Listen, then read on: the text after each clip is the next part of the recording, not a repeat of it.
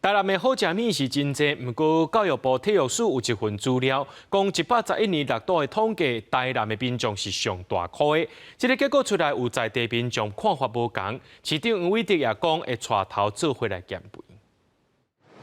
无论是香港公的肉色饭，也是清清的沙白鱼汤，看起来澎湃佮好食款。在民众早顿上爱食这味，富城美食800款，红合作美食之都。即摆煞增加一个大考城市的称号。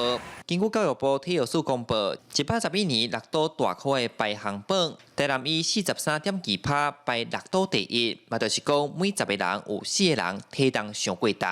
拢分大用行，拢会骑奥多摆啊，是骑脚车安尼。食食好健康啦，你讲无食嘛袂使啊。参大考袂使讲咱家己的问题啦，控制啊，系啊。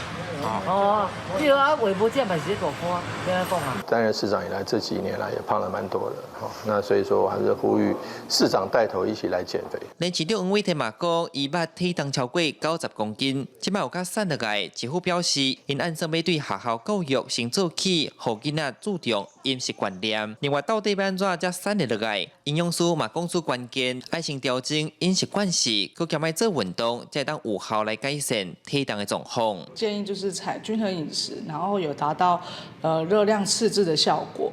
那坊间其实有很多不同的减重方式，像168可以采用个人适合的饮食方式去达到我们营养赤字的状况。大考是现代的文明病，真侪人拢食外口，较无咧动鼎走，那会当尽量避免食油的煎的。若爱食淀粉，无法度强出的民众，营养师指出，会使加食食食纤维，就会使增加饱的感觉。记者李成武台南采访报道。